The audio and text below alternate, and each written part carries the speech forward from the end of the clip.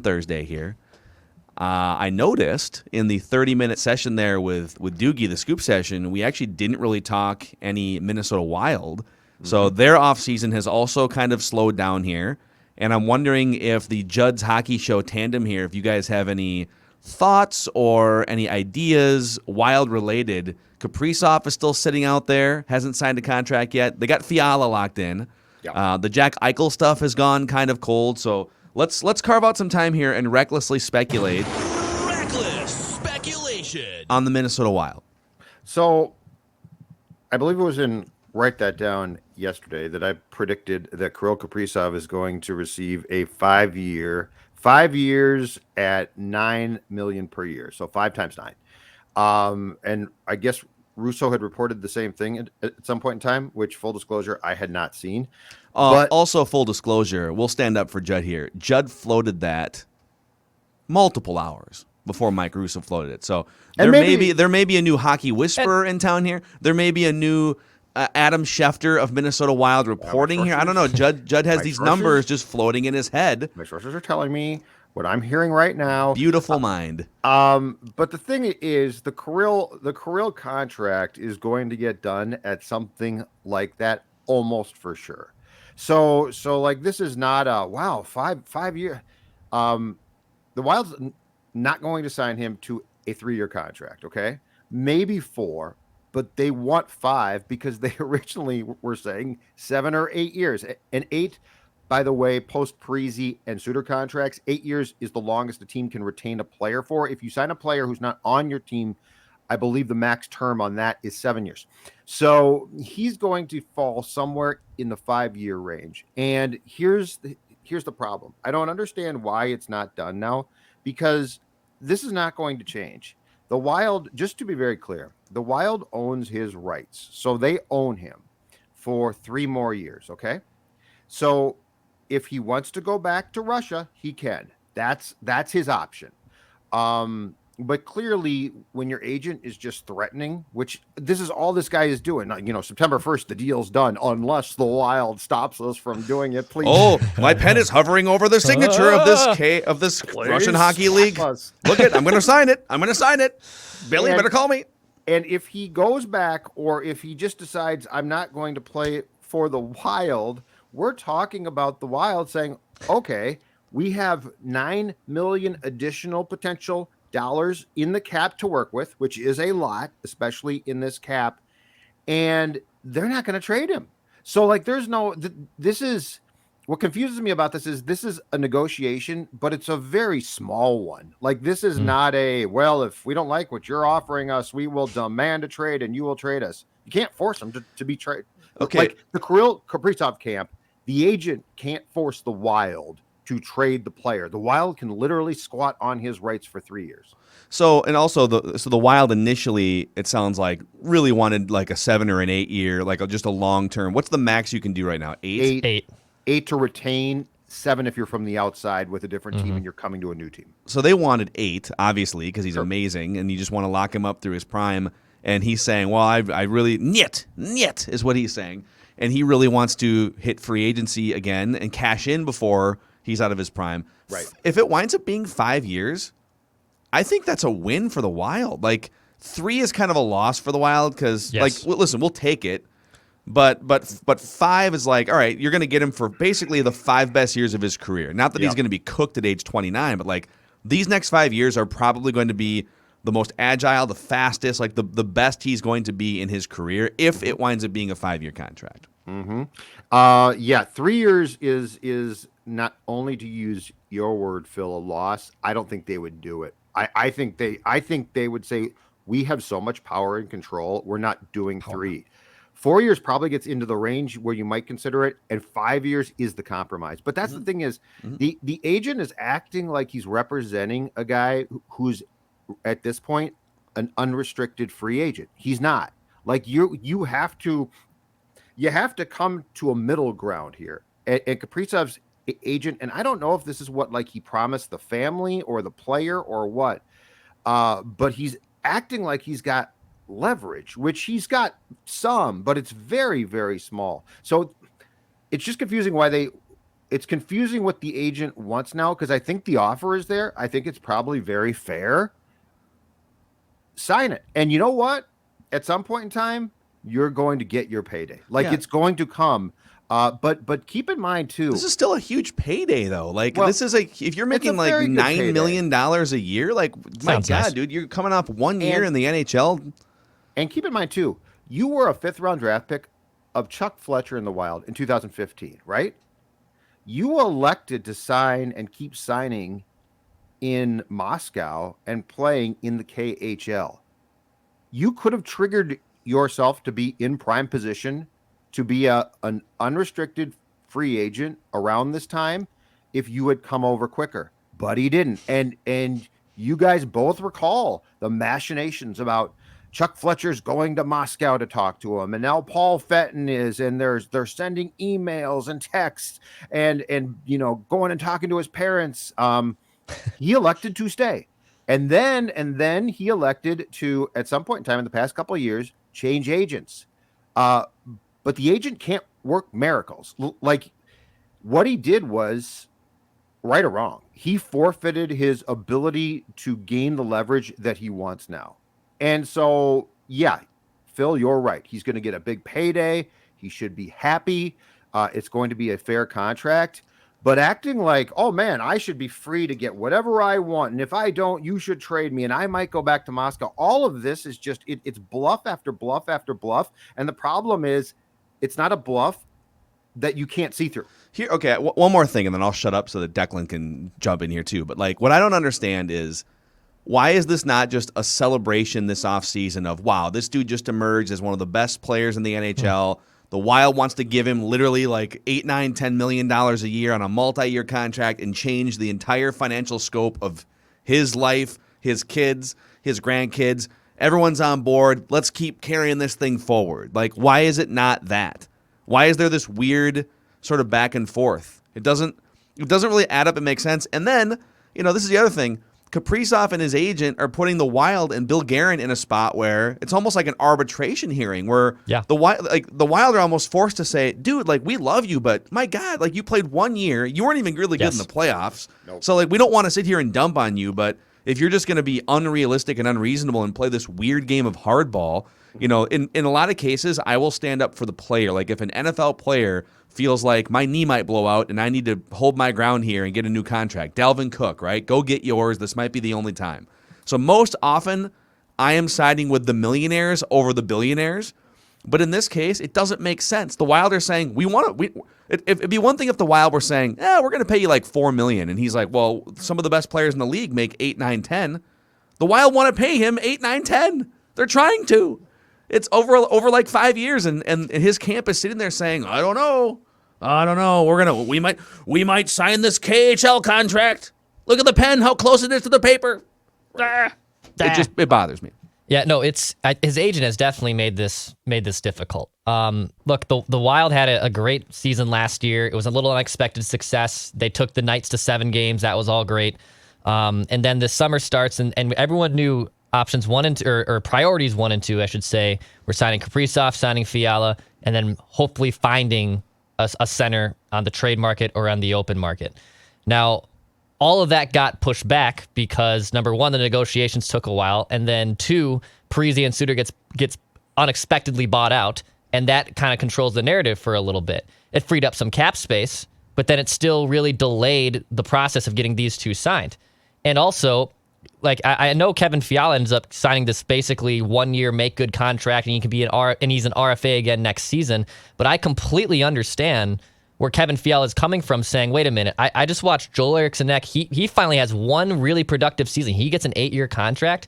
I watched Kirill Kaprizov come in, and yes, he was as advertised and everything this franchise is, but he played 56 games. I've been your dude for the last 100. Where's my money? Where's my long-term contract? I want that as well." Pay him. Pay that man his money. Awful. Yes, it is. And I want all these guys to get paid. I want Fiala and Kaprizov here long-term. But also finding that center is going to be, I think, the most challenging part. And I think what is going to end up happening is they're going to roll. And I understand this does make sense from a financial spot. Is they're going to roll with Rossi and Boldy as cost-effective guys because they're making basically $900K for the next few years. and they won't most likely break the bank long term. So that's going to be their move. And it's honestly eerily similar to the exact situation they did 9 years ago when Parise and Suter came here and said, Granlund, Nino, Coyle, Zucker, all these guys have to supplement around them. The problem was those 4 guys, each of them peaked or each of them grew not at the same rate. And I think Wild fans have a big assumption that both Boldy and Rossi are at advertising. They're going to step on the ice and they're going to be studs. And I think that's a poor assumption. I think part of the thing too, though, is that they're trying to build, and this might be right, it might be wrong. Okay, so I'm not defending it, but I'm saying I think the thought process is they're trying to build a culture that they think is going to be far superior to what you had 9 years back. Because I think we go back and look at what if Coyle and Granlund, Nino and the rest of the gang, what if they had been put into a culture and a locker room that was far more stable and far less selfish? And would they have developed differently? And the answer might be yes there. So I think that's part of the plan. I also think they're very curious to what Rossi can do here. And he's going to get every chance to win a job. Now, I would caution against this. He should not be, much like Mond, he should not be the number 1 center on opening night. But if he can play, he's the 3 guy. I think that's absolutely fine. And eventually the 1, that would be nice. But the thing with the Kaprizov thing, and where I agree, is that this should have been like a celebration of unexpected success. And we have a pretty good team. Like if people continue to play like they did, it's a pretty good team. That could certainly has an opportunity to make a playoff run. I think the thing about this is we are, and this is a really weird conversation because it's rare. We are looking at a 1-year window to pay off last year, because when the buyout pain with Parise and Suter starts, it's going to go for basically 3 years. Okay, and there's going to be pain there, and this team might dip down. In fact, it very well might. So to the point about, bringing guys back and a celebration, this team has a 1-year window to get its act together big time and potentially make a run. And that's what I don't like about where things are going right now, because it feels like that's not being embraced. And in Fiala's case, I get it. Like, I get it. He's been around a while. He probably wants to be paid like Kaprizov. I don't think he deserves that payday, but I can see the player's point there.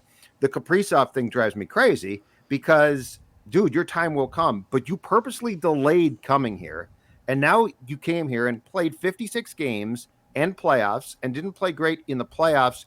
And you expect to be treated like, we are going to give you, you want 3 years? We'll give you 3 years. So that's the one element that I sort of don't get, because his time will come. His timing right now to do this is absolutely terrible. And by the way, again, the team is offering you a very fair, lucrative deal, especially since you basically in the playoffs did like a lot of young guys do, which is struggle. I get it. Like, agents are a huge part of getting players what they deserve.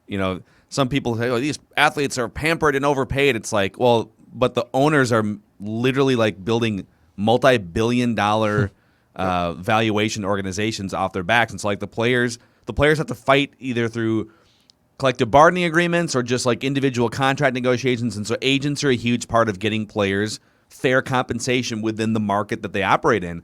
But sometimes agents need to know when a fair deal is a fair deal and when to stop unnecessarily digging your heels in. And I just feel like this is one of those cases. Dude, just sign the contract, man. If the Wild want to give you 5 years and they're going to compromise instead of 8, just sign it.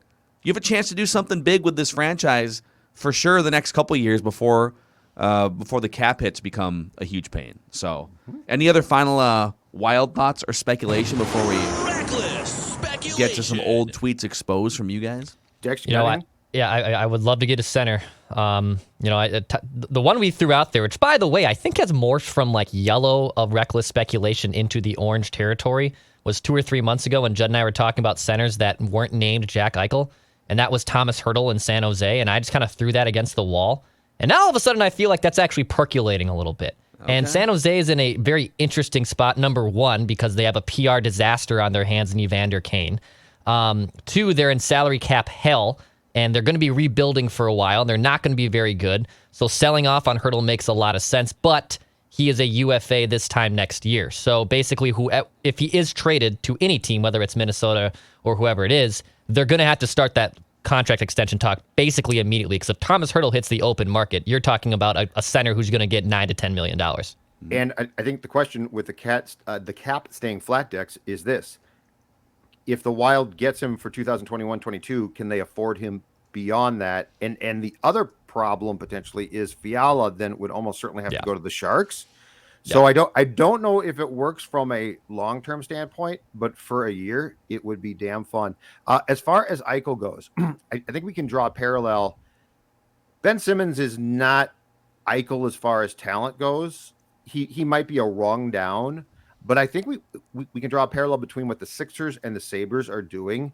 They both have guys that won out, right? They both have guys, talented guys that won out. In Eichel's case, I think there's probably more concerns also in the locker room and off the ice than there are with Ben Simmons. But with Ben, there's clearly the concern about can he shoot? Is he going to fall apart in the playoffs? Yeah. I think the Sixers and Sabres need to get their heads around the fact that they're dealing with two really good players, and yes, they should get a nice return.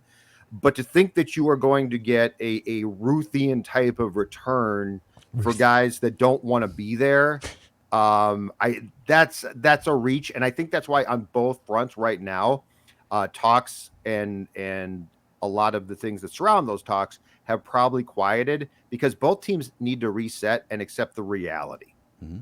I love it. Reckless speculation. Don't forget, you can check out full episodes of Judd's Hockey Show here on the Mackey and Judd podcast feed, also the Score North YouTube channel. And if you just want Judd's Hockey Show, we have a separate podcast feed for those episodes as well. In addition to Reckless Speculation Thursday, every single week, Declan goes back, much to our chagrin, into the Twitter archives for old tweets exposed. And these are presented today by Dennis Kirk and DennisKirk.com. When the open road calls, it's still riding season for at least a couple more months. When the open road calls, go to DennisKirk.com. 160,000 parts and accessories in stock. DennisKirk.com. All right. Hit us over the head with it. What do you got for us here? I'll start with myself here. I saw a Facebook status, which can still be used for old tweets exposed, by the way. All takes are open, whether it's in audio or video form, on our Twitter feeds, on our Facebook feeds. Facebook has a great and sometimes more painful tab called Memories, where you can see all your Facebook status and posts. Which, by the way, I don't know if I'm stepping on your touchdown call here.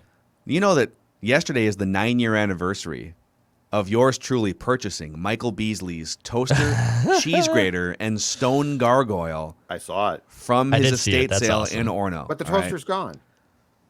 The toaster is resting peacefully, is how I prefer to think of it, Joe. In what junkyard? I'm not sure. Not 100% sure. So sad. It stopped toasting a couple years ago. It's past its prime, shall we say. I believe we still have the cheese grater, however. So if you guys want some shredded cheese, courtesy of Michael Beasley, let me know. By the way, in the basement of his house in Orono, so he got traded to like the Suns or something and just said, all right, I don't want to deal with all this stuff. Just like he paid a company to arrange an estate sale.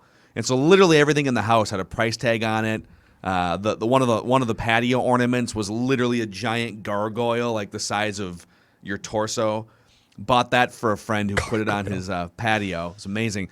But in the basement, Michael Beasley had two things in his refrigerator: 2 giant full bottles of tartar sauce. And that was it. Ugh. And then some fish sticks in the freezer. Like, I mean, that stuff goes bad, and it'll tartar sauce. Yeah, is great. I didn't check the expiration on it, but there was not a price tag on the tartar sauce. I wonder what. Okay, nice house out there. I'm sure Orono. What's Orono? Nice kind of a long drive to the Target Center, though. I mean, that's like a 35, 40 minute drive. There? I think KG had a house. KG had a house in Hamel at one point, I think, and then maybe moved a little further west. I think he had a place behind. I think originally in the 90s, he had a place behind Ridgedale as well, back in that real nice area in Minnetonka. Nice. Anyway, all right. Sorry, Dex. My Facebook status from yesterday in 2010: all aboard the Crane train. And I'm obviously talking about Jesse Crane here, who, by the way, in 2010 wasn't bad. Like, was a pretty good reliever, but he was known good for a couple years. Yeah, But he was known for giving up the absolute Crane bomb, which I believe also did happen in the ALDS like numerous times, not just in 2010. But I just wanted to point out that I was all aboard the Crane train. You know what? Your followers, a very smart group, because it looks like you got very little traction. Yes. Yes. So well, actually, my childhood best friend says I am the first member of the Crane train, so I'm going to shout out my friend Luke. here, who is also good for a part Luke. of this. I always So, like to thanks, see just sort of cross-reference the date on these. So this was August 18th, Correct. right? 2010.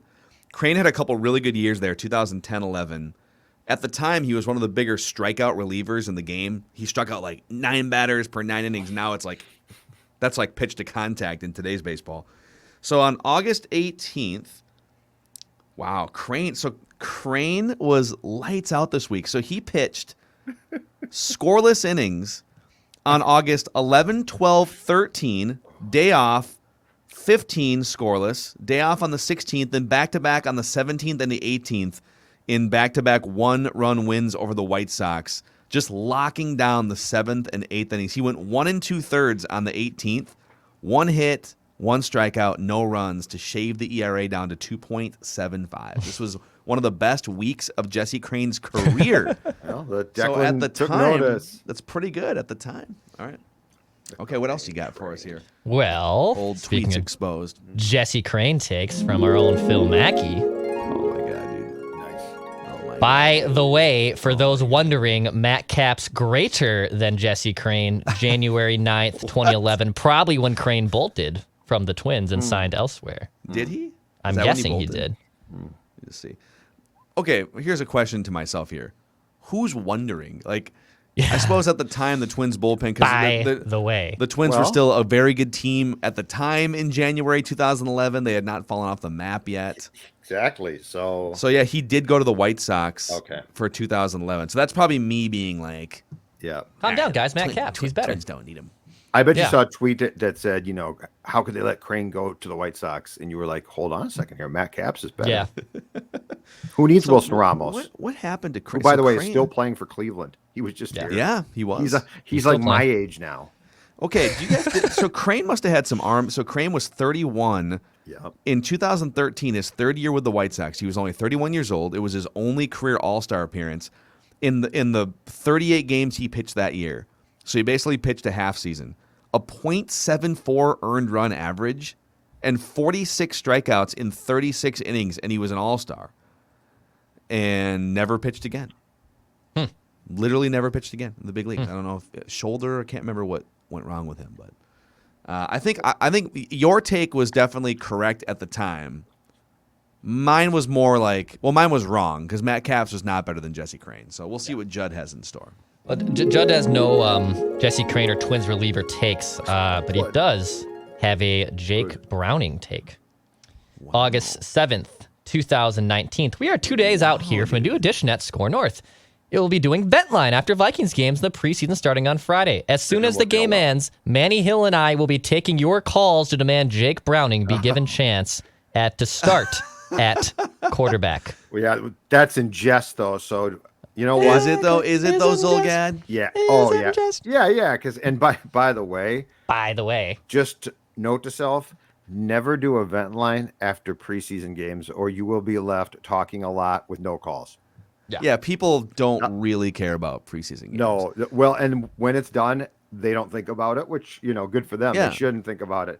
But I'm going to say, and I believe, if I'm not mistaken, I think we skipped Old Tweets Exposed last week, possibly. And I had in air quotes won the 3 previous times. I'm going to vote for Dex this time though. The Crane, All aboard the Crane. I train. like the train. Crane train. Yeah. All right, I'll vote there with you too. All right. okay. Dex. All right. Congratulations. I'm so back. Your Jake Browning tweet there from 2019 was that mocking the people that wanted Kyle Sloter to be given a real look? Probably. Was that the summer of Sloter 19? Yeah, I think it was. And that is actually the last time that Jake Browning played in a game before last Saturday because they didn't have a preseason in 2020. Okay. But I think that was being smart ass. So Okay. The summer of Sloter. Is summer- he on a the roster summer right of now? Slaughter's father. I think he was with Detroit at the end of last season, and I don't think he is right now. I'm sure his dad's Why would calling you not? teams Just from like incessantly. just from a ticket selling standpoint, why would you not want the greatest preseason quarterback in modern NFL history? That was question. was that a lot about nothing? Yeah, it looks like he's a free agent. No, but people were literally like I know fighting it and ended. like It Vikings ended Twitter friendships. It ended friendships. for absolutely. It there did. was internal rifts at score. Like it People- was bad. It's funny now in hindsight. People think like, oh man, the Trump presidency was really tough on. It broke up families. No, Bleep that. The Summer of Slaughter. The Summer of Summer of Slaughter Slaughter. broke up families. Yeah. Can you Yeah. believe what my uncle is posting about Kyle Yep. Slaughter? I Yep. can't look at him at family gatherings. Christmas is over. I am not a Christian anymore. over. I'm finding a new religion. The Summer Yeah. of Slaughter. The Summer of Slaughter destroyed bonds that had been tied for years. Yep. Well, that's Reckless Speculation Thursday. Reckless speculation. And by the way, The way. we've got former Vikings general manager from 1998, by the way. Jeff Diamond is doing some Vikings training camp reports on Score North Radio, presented by select Minnesota Buick GMC dealers. So you can listen for those on AM 1500 or live.scorenorth.com in the mornings and the afternoons, and you can get some interesting training camp insight from Jeff Diamond. Out at practice every single day. Cool. So he is there a lot. Grinding away. Yeah, So, all in the right, that's a wrap on today's episode. Daily Vikings conversations as well on our other daily show, Purple Daily. We'll see you guys tomorrow. Action Movie Rewind comes back tomorrow. Ooh, yeah. The arm wrestling classic, Over the Top with Sylvester wait. Stallone. Turn that hat backwards and flex those biceps. Two boys. pages of notes, boys. I've got 2 pages of notes. Love it.